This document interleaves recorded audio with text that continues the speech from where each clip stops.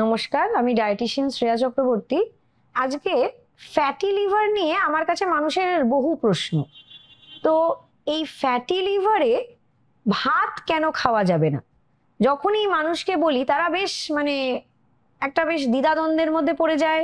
অনেকে রেগে যান যে ডায়েটিশিয়ানের কাছে আসা মানেই ভাত বন্ধ করে দেয়, তাই জন্য আসি না। দেখুন, বারংবার অনেক ভিডিওতে আগেও বলেছি, কার্বোহাইড্রেট কোনো ভিলেন নয়। যারা কার্বোহাইড্রেট খেয়ে ক্যালোরিটাকে বার্ন করে দিতে পারবে তাদের কোনো সমস্যা নেই, কিন্তু আজকালকার দিনে এই ক্যালোরি বার্নিংটা হচ্ছে না। মোস্টলি সবারই হচ্ছে work from home, hybrid mode, আর নয়তো বসে বসে কাজ। আরেকটা জিনিস হচ্ছে যে আপনারা হয়তো সেভাবে কোনো এক্সারসাইজের মধ্যে নেই। বেশিরভাগ গৃহবধূদের তাহলে কি করে ফ্যাটি লিভার হচ্ছে? অনেক সময় আগেকার দিনের যেটা কনসেপ্ট ছিল, ফ্যাটি লিভার মানেই সে অ্যালকোহল খায়। আজকাল কিন্তু সেই কনসেপ্টটাই চলে গেছে। অ্যালকোহল খেলে তো ডেফিনেটলি একটা ফ্যাটি লিভারের চান্সেস ভেরি হাই, কিন্তু যারা অ্যালকোহলের ত্রিসীমানায় নেই তাদের কি করে ফ্যাটি লিভার হয়ে যাচ্ছে? 5 বছরের বাচ্চার ফ্যাটি লিভার হয়ে যাচ্ছে। তাহলে সেটা কেন হচ্ছে? এটার একটা কারণ হচ্ছে, দেখা গেছে যে সাদা ভাত, এটার কিন্তু একটা মেজর রোল আছে। ফ্যাটি লিভার হলেই ওই জন্য ফার্স্টেই সাদা ভাতটা খেতে মানা করি।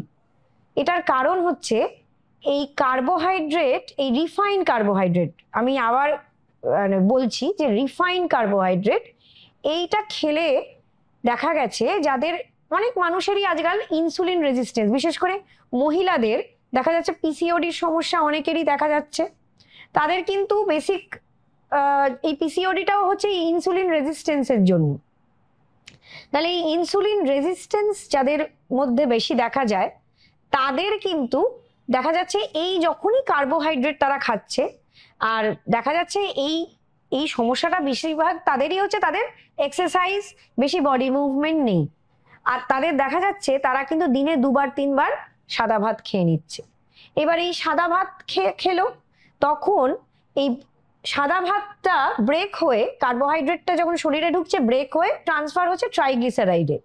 এবার এই ইনসুলিন রেজিস্ট্যান্স থাকার জন্যই কিন্তু তাদের এই ট্রাইগ্লিসারাইডে ট্রান্সফার হচ্ছে। এই ট্রাইগ্লিসারাইডে যখন ট্রান্সফার হয়ে যাচ্ছে, তখন সেটা ফ্যাট হিসেবে ডিপোজিট হচ্ছে লিভারে।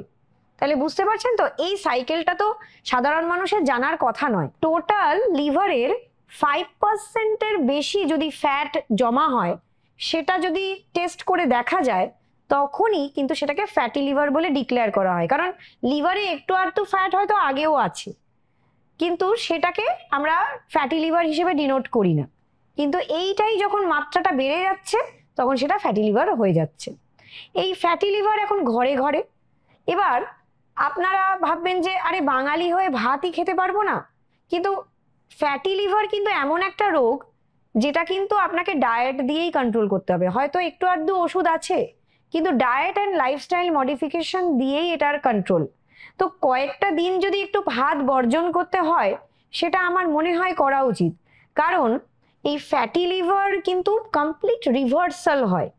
তো কমপ্লিট রিভার্সাল যখন হয়, আপনার হয়তো মাইল্ড ফ্যাটি লিভার ধরা পড়েছে, গ্রেড 1 ফ্যাটি লিভার ধরা পড়েছে, আপনি সেই চান্সটা নিয়ে নিন, কিছুদিনের জন্য ভাত বন্ধ করে দিন, বা ভাতটাকে পরিমাণে কম করে দিন, বা দিনে একবার খান অল্প পরিমাণ।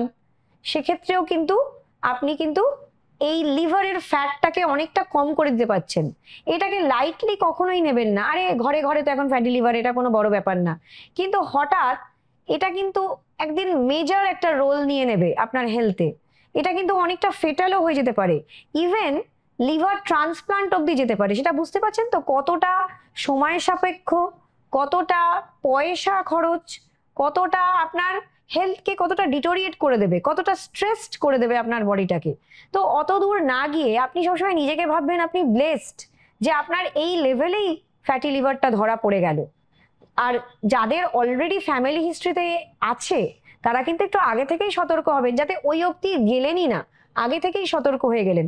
হ্যাঁ, তাই বলে চিরকালের মতন ভাত বন্ধ করে দিলেন, কিছু না খেয়ে থাকলেন, সেটাও কিন্তু ক্ষতিকারক। তো একজন ডায়েটিশিয়ানের পরামর্শ নিন। যদি আপনি বুঝতে না পারেন, আর যতটুকু আমি ইনফরমেশন দিলাম সেটাতে তো আমি কখনোই বলছি না যে ভাত একদম বন্ধ করে দিন, কিন্তু এই সময়টা আমার দীর্ঘকালীন প্র্যাকটিস করতে গিয়ে দেখেছি ভাত বন্ধ করলে কিন্তু অনেক পেশেন্টরা পুরো কমপ্লিট রিভার্সাল করে এসছেন, আর একটা ড্রাস্টিক চেঞ্জ তারা ফিল করছেন, অনেকটা এনার্জেটিক ফিল করছেন। তো সেটা দেখেও ভালো লাগে, আমারও একটা মোটিভেশন ফিল হয় যে ওনারা এতটা সুন্দর কথা শুনে সুন্দরভাবে ডায়েট মেনটেন করলেন, আর তারপরে গিয়ে আবার আপনারা ভাত খেলেন। কিন্তু কখনোই রিফাইন্ড কার্বোহাইড্রেট বেশি খাওয়া উচিত নয়, কারণ যখন একটা ইনসুলিন রেজিস্ট্যান্সের হিস্ট্রি হয়ে গেল তখন একটা কিন্তু ডায়াবেটিক হয়ে যাওয়ার চান্সেস সবসময় থাকে। তো সেই জন্য আপনি দিনে একবার খান, বা রোজ খাবেন না, মাঝে মাঝে খান।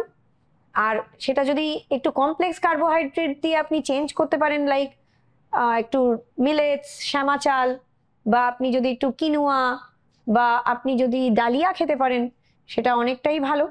আর আপনার কিন্তু ওয়েটটাও সুন্দর ম্যানেজমেন্ট থাকছে। ফ্যাটি লিভার হলেও কিন্তু ওয়েট একটা গেইন হয়ে যাওয়ার, একটা বেলি ফ্যাট হয়ে যাওয়ার চান্সেস থাকে, তাহলে সেটাও আপনার রিমুভ হয়ে যাবে যদি আপনি সুন্দর একটা ডায়েট মেনটেন করে চলেন। আর ফ্যাটি লিভার যদি অলরেডি হয়ে গিয়ে থাকে, ভীত সন্ত্রস্ত হবেন না, আপনি একটা লাইট ডায়েটে চলে যান, যেটাতে একটু তেল মশলা কম, ভাজাভুজি কম, বাইরের খাবার কম।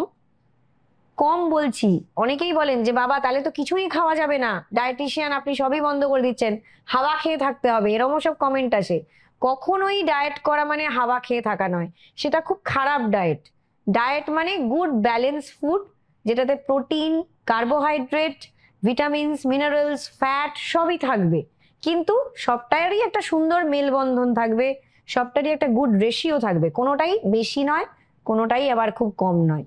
তো আশা করা যায় আজকে আপনাদের যে মনে কোয়ারিজ গুলো ছিল, যেগুলো প্রচুর পেশেন্ট আমাকে জিজ্ঞাসা করেন, তো কিছুটা হলেও তার আনসার আমি দিতে পারলাম। সব কমেন্ট আমি দেখে উঠতে পারি না, তো আরো যদি কিছু প্রশ্ন থাকে নিশ্চয়ই করবেন। তবে ফ্যাটি লিভার হলে সতর্ক হন, ভীত সন্ত্রস্ত নন, আর একটা সুন্দর ডায়েট আর লাইফস্টাইল, আর ডেফিনেটলি এক্সারসাইজ বা সিম্পল ওয়াকে কনসেন্ট্রেট করুন। ভালো থাকবেন, সুস্থ থাকবেন, নমস্কার।